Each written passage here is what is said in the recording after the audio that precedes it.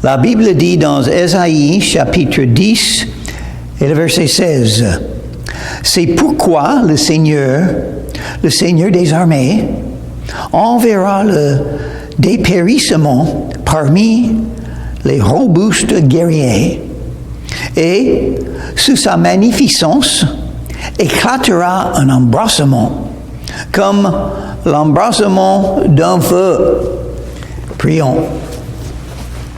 Merci Seigneur, merci pour tout ce que tu fais pour nous, pour ta grâce, pour ta bonté, pour ton amour, que ta volonté soit faite. Nous voici Seigneur, envoie-nous. Dans ton nom je te prie. Amen. Donc Dieu parle d'un feu. Pourquoi? Parce qu'il parle d'un jugement qui doit venir. C'était le cas avec Ésaïe, c'est le cas avec chaque individu et avec la terre entière. Le jugement de Dieu vient, il est saint, il est le juge, il doit punir, obligatoire. Le salaire du péché, c'est la mort, obligatoire. Heureusement, c'est pas la fin de l'histoire. Le don gratuit de Dieu, c'est la vie éternelle par notre Seigneur Jésus-Christ. Romains chapitre 6 et le verset 23. Le verset 17, Dieu dit, « La lumière d'Israël deviendra un feu, et son sein une flamme, qui consumera et dévorera ses épines et ses ronces en ce jour. Qui consumera corps et âme, la magnificence de sa forêt et de ses campagnes. Il en sera comme de malades qui tombent en défaillance. Le reste des arbres de la forêt pourra être compté, et un enfant en écrirait le nombre. » Intéressant, il dit, verset 18, qui consumera corps et âme. Un être humain est fait de corps et âme. Malheureusement, il y a beaucoup de gens qui ne pensent pas à leur âme, à leurs besoins spirituels. Dieu en pense. Il a envoyé Jésus pour mourir pour nous, pour sauver notre âme. Le corps subsistera quelques années, et puis c'est fini. Et l'âme quittera le corps pour aller envers Dieu et le jugement. À genoux devant Jésus-Christ, ça c'est l'avenir de chaque personne, parce que vous avez une âme. Et la mort n'est pas la fin, c'est le commencement de la prochaine vie après la vie. Êtes-vous prêts? Êtes-vous préparés pour la prochaine vie? Il faut venir à Jésus pour être préparé. Si vous ne venez pas à Jésus, vous allez mourir dans vos péchés. Vous serez coupable devant ce juge, le Saint, le Tout-Puissant qui n'aime pas le péché, mais qui vous a donné le moyen d'échapper ces punitions. La foi en Jésus. Mon Dieu, pourquoi tu m'as abandonné? Jésus a dit quand il était sur la croix. Pourquoi il a dit ça? Parce qu'il est devenu péché pour nous, lui, qui n'avait aucun péché. Il est devenu péché. Et donc, on peut être libéré des péchés. Parfois, en Jésus, il a la puissance de faire ça. Quelle victoire Jésus a accomplie sur la croix de Calvaire. Il a vaincu le diable. Il a vaincu la loi de Moïse. Il a vaincu la mort. Il a vaincu le péché. Il a vaincu tous les ténèbres spirituelles. Oh, Jésus est notre héros. Le bon berger, le sauveur du monde. Il veut vous racheter par son sang. Racheter, ça veut dire acheter. On a payé un prix pour vous gagner. Quel prix Jésus a payé? Son sang précieux. Il a beaucoup souffert pour vous, parce qu'il vous aime. Il veut vous sauver, mais il vous a donné un choix.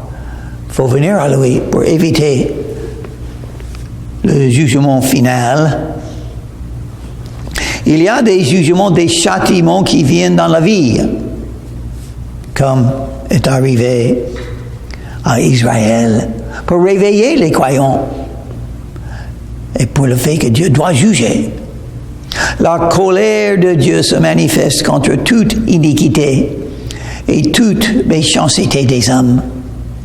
C'est étonnant que la vie continue, la vie sur la terre, parce que Dieu voit toute la haine, toute la violence, tous les adultères, la pornographie, les drogues, les menteurs, les voleurs, il voit tout ça. Les viols, les enfants qui sont attaqués, maltraités, abattus. Et qu'est-ce que Dieu va faire? Un jour, il va faire un jugement. Le jour vient quand il dit assez est assez. Maintenant, il vous donne encore un jour pour vous repentir. Mais le jour viendra quand il sera temps de vous repentir, parce que le jugement vient. Même la première chose que Jésus a dit quand il a commencé son ministère dans le public, il a dit, repentez-vous, car le royaume des cieux est proche. C'est proche d'une deux manières. C'est proche parce que Jésus est là, et il est le royaume des cieux. Jésus est tout. Il est le roi. Il est le royaume parce qu'il faut venir par lui. Si vous connaissez Jésus, vous aurez gagné la vie éternelle, le pardon des péchés, le royaume des cieux. Mais dans un autre sens, le royaume des cieux est proche parce que la vie est courte. Beaucoup de gens vont mourir aujourd'hui. Un jour, ça sera à vous et moi, peut-être aujourd'hui, peut-être demain. Donc il faut profiter de cette journée. Il faut venir à Jésus, croire en Jésus, invoquer le nom de Jésus, devenir un vrai chrétien, quelqu'un qui connaît Jésus comme votre sauveur. En ce jour-là, verset 20, le reste d'Israël et les réchappés de la maison de Jacob cesseront de s'appuyer sur celui qui les frappait.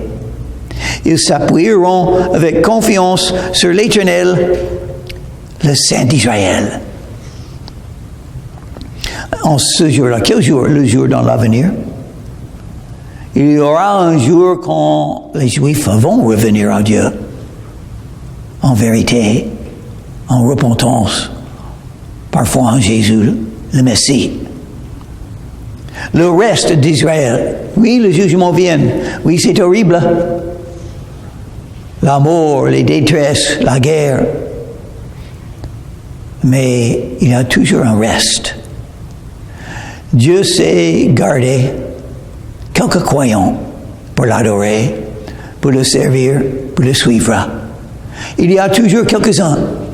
Même dans la région du golfe de Saint-Tropez, il n'y a pas beaucoup. Il y a quelques-uns qui ont la foi, le zèle, l'amour pour Jésus. Et c'est toujours comme ça. Dans tout le monde, dans chaque pays, il y a un reste, juste comme il y avait un reste pour Jacob. Dieu a dit que Jérusalem est devenue comme Sodome et Gomorrhe. Ils méritaient d'être détruits. Ils ont été presque détruits. Mais pas entièrement, parce qu'il y a toujours un reste. Toujours un reste. Dieu est là. Il a son dessein. Il agit. Et le zèle de l'Éternel l'accomplira. Mais pas comme des hommes qui perdent le zèle, perdent l'amour, perd le désir de faire le bien? Non, pas comme des hommes. Il ne change pas. Il a ce zèle, ce désir. Il va le faire. Il va établir un peuple qu'il aime. Et les châtiments sont obligatoirement une partie de ce dessein de Dieu. Et même le plus grand de tous les châtiments qui viendra à la fin des temps, 7 ans de tribulation, quand les gens vont souffrir tellement, parce que Dieu est irrité contre les méchants, il est irrité contre les croyants des fois, et les châtiments doivent venir. Mais malgré ça, Dieu s'est sauvé. Il a toujours son dessein. Oh, il a fait une promesse à Abraham, n'est-ce pas? Une grande promesse. Que dans la famille d'Abraham, il y aura une semence, un peuple qui vont vivre dans le pays de Canaan et qui seront un jour le plus grand de tous les pays. Comment est-ce qu'il fera ça? C'est dans l'avenir. Paul parlait de ça, Romains chapitre 11, verset 26. Et ainsi, tout Israël sera sauvé, selon qu'il est écrit. Le libérateur viendra de Sion. Qui est le libérateur? Jésus, le Messie. Et il détournera de Jacob les impiétés, la repentance. Et ce sera mon alliance avec eux lorsque j'ôterai leur péché. En ce qui concerne l'Évangile, ils sont ennemis à cause de vous, les Juifs. Ils ne sont pas des croyants en Jésus, la plupart. Quelques-uns, oui. Il y a toujours quelques-uns des Juifs qui comprennent Jésus de Nazareth est le Messie. Donc, ils sont Juifs et chrétiens en même temps. Mais en ce qui concerne l'élection, ils sont aimés à cause de leur père, Abraham, Isaac et Jacob. Dieu garde toujours ses promesses. Il a fait une promesse à Abraham, il va la garder. Tout Israël sera sauvé. La grande tribulation,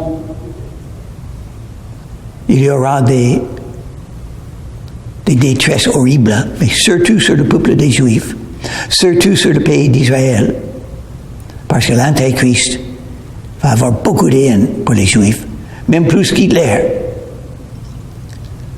Il va essayer à tout détruire. Mais Jésus va revenir juste au bon moment pour sauver les restes en Israël. Et eux, ils seront préparés d'être sauvés parce qu'ils vont savoir le fin est là. Ils vont avoir besoin d'un sauveur. Et tous les Juifs, au moment du retour de Jésus-Christ, tous les Juifs qui restent en Israël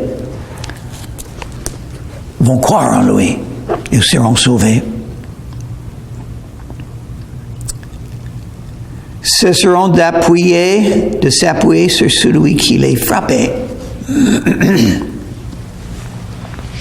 Évidemment, au début de la grande tribulation, les Juifs, Israël, comme tous les autres pays du monde, ils vont mettre leur confiance dans l'Antéchrist. L'Antéchrist va beaucoup parler de sa puissance, de ses idées, de sa capacité de faire la paix et d'aider les gens de la terre. Mais il est un menteur. Il séduit les gens pour gagner le pouvoir. Et un jour, au milieu de la grande tribulation, il rentrera dans le temple. Il va se déclarer Dieu. Et il va dire, tous doivent l'adorer ou être décapités. Ça, c'est le choix. Le reste reviendra, le reste de Jacob, au Dieu puissant, au lieu de se confier dans un homme, dans un chef politique, un chef de pays, au lieu de se confier dans l'Antéchrist, ils vont revenir à Dieu. Confie-toi dans l'Éternel de tout ton cœur et n'appuie pas sur ta sagesse. Reconnais-le dans toutes tes voies et il aplanira tes sentiers. Oh, tu peux te confier en toi-même aussi. C'est la même erreur. Tu es trop faible. Tu n'as pas assez de sagesse. Tu ne sais rien du tout. Il te faut Jésus.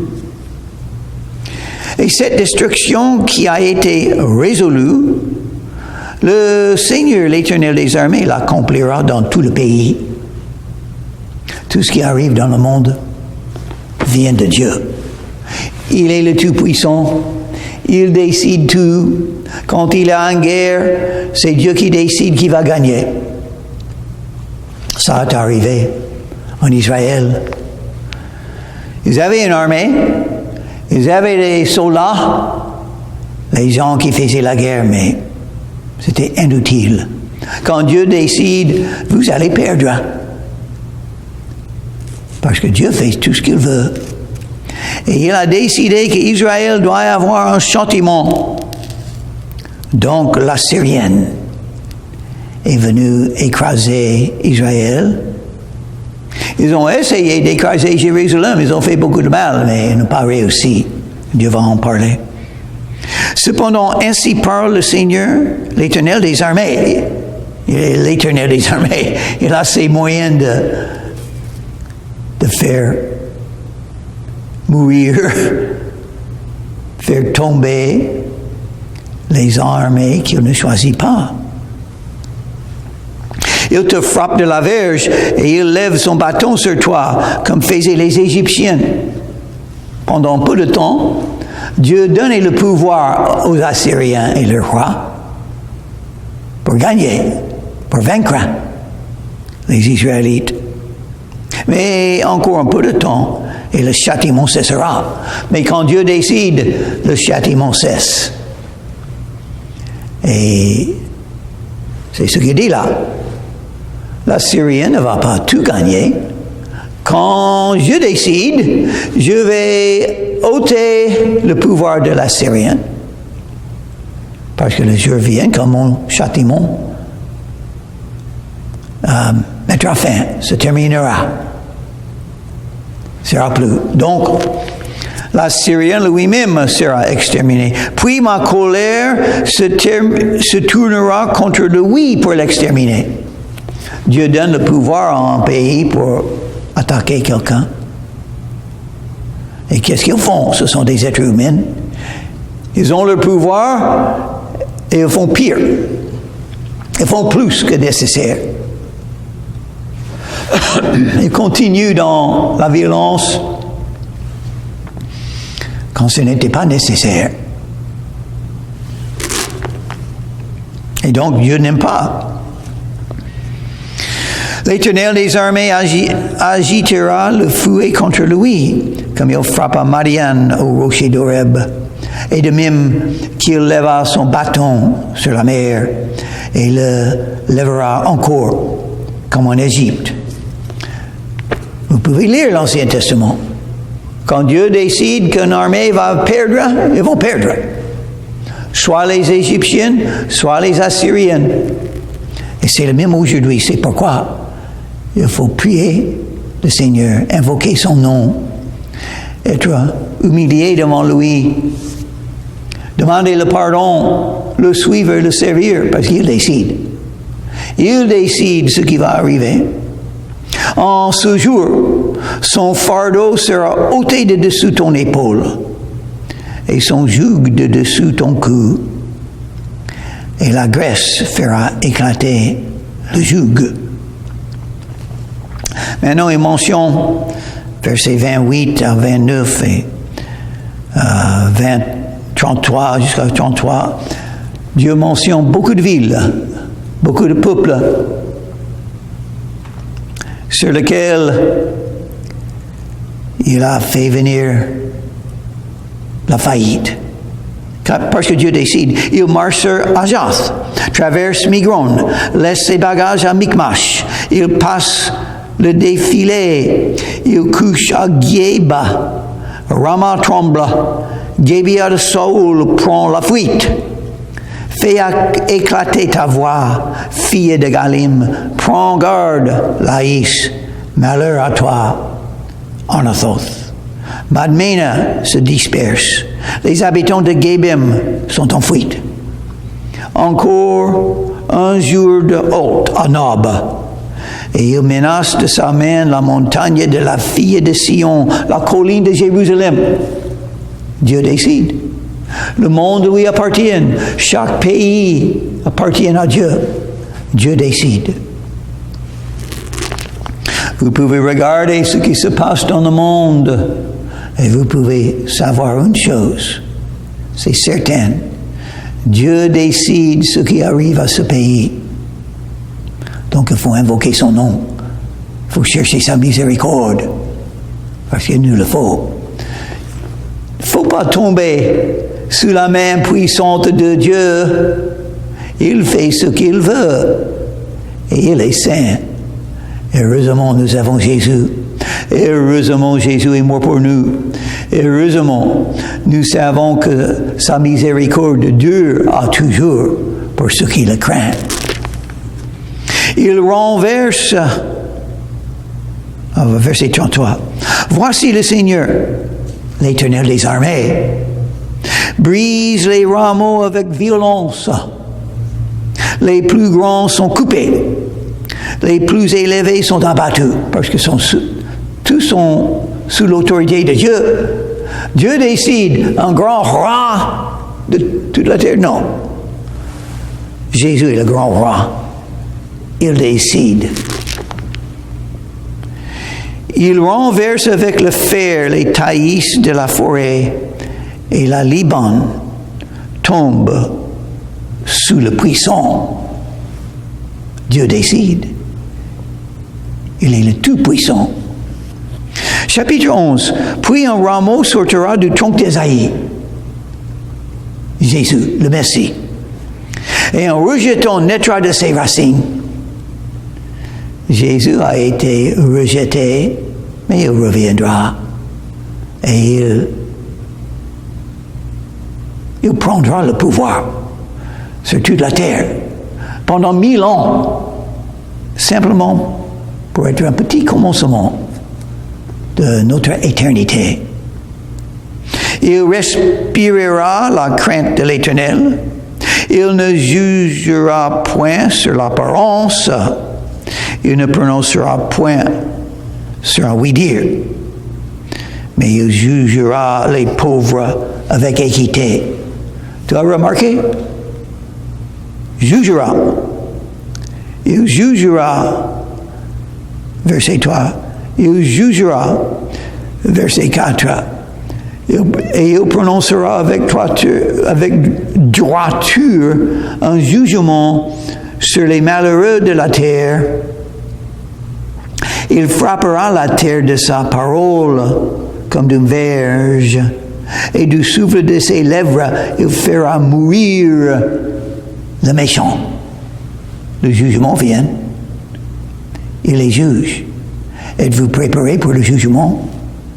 Si vous n'êtes pas sauvé, vous n'êtes pas préparé. Vous avez un âme qui durera éternellement quelque part. Il n'y a que 2 endroits. Et si la méchanceté de votre vie reste sur vous, vous serez bloqué d'entrer dans le royaume des cieux. Vous serez jeté. Mais Jésus fera tout ça. Jésus jugera, et pas selon l'apparence, un bon juge, un juste juge, un juge qui connaît tout ce qu'il faut connaître, ne va pas juger par l'apparence. Il jugera les pauvres avec équité. Malgré le fait qu'on est pauvre devant lui, ils auront le même jugement que les riches. Les mêmes commandements. Équité. La Bible est le grand livre de l'égalité. Nous sommes tous des pécheurs. Dieu nous aime tous. Jésus est mort pour tous. On est sauvé par la même manière parfois en Jésus. Soit riche, soit pauvre. Mais si on n'est pas sauvé, on sera jugé selon les mêmes commandements, la même loi. Verset 5. La justice sera la ceinture des flancs et la fidélité la ceinture de ses rênes. Il est juste. C'est bien ça, n'est-ce pas? 1 Jean chapitre 1 verset 9 parle de la justice de Dieu et dit, si nous confessons nos péchés, il est fidèle et juste pour nous pardonner et nous purifier de toute iniquité. Il est fidèle et juste. Il est juste. C'est difficile de trouver un juge humain qui est juste. C'est pourquoi il faut éviter des tribunaux si vous pouvez. Les tribunaux. Il ne faut pas être devant un juge humain. Il peut vous punir, même si vous êtes innocent. Il peut vous faire beaucoup de mal si on n'est pas juste. Qu'est-ce qu'il nous faut? Un juge qui est juste. Oh, c'est Jésus. Il reviendra. Il jugera la terre avec justice. La justice sera la ceinture de ses flancs. Et la fidélité. Il est juste et fidèle. Si nous confessons nos péchés, il est fidèle et juste. Oh, il est fidèle. Il ne change pas. Il garde ses promesses. Sa miséricorde durera toujours. Vous pouvez avoir confiance. Si vous avez failli, si vous avez tombé, si vous êtes tombé dans un trou par le péché, sans sagesse, sans amour, vous êtes tombé. Une chose est sûre, Jésus vous pardonnera. Il reçoit des pécheurs. Il aime pardonner. Il est un expert à pardonner. Il peut pardonner aujourd'hui de même qu'il a pardonné hier. Et demain, il va pouvoir pardonner comme il a pardonné aujourd'hui. Parce qu'il est fidèle. Ça, c'est son œuvre. Il y a plus de joie dans le ciel sur un brebis qui est trouvé sur 99 qui n'ont pas besoin, qui n'ont pas perdu, ils ne sont pas perdus. Les brebis perdues, Jésus les cherche. Le Fils de l'homme est venu chercher et sauver ceux qui sont perdus. Si vous êtes perdus, vous pouvez venir à Jésus. Évitez le jugement comme ça. Parce que il vous aime. C'est pourquoi il est mort sur la croix. Donc, si vous n'êtes pas un vrai croyant, il faut venir à Jésus, invoquer son nom, et il vous sauvera de vos péchés. Prions. Merci Seigneur Jésus pour le salut. Merci que tu es miséricordieux. On se confie en toi. On a besoin de ta grâce et ton pardon. Donc, afin qu'on puisse glorifier ton nom. Merci pour tout ce que tu fais pour nous. Que ta volonté soit faite. Envoie-nous, Seigneur. Nous voici. Dans ton nom, je te prie. Amen.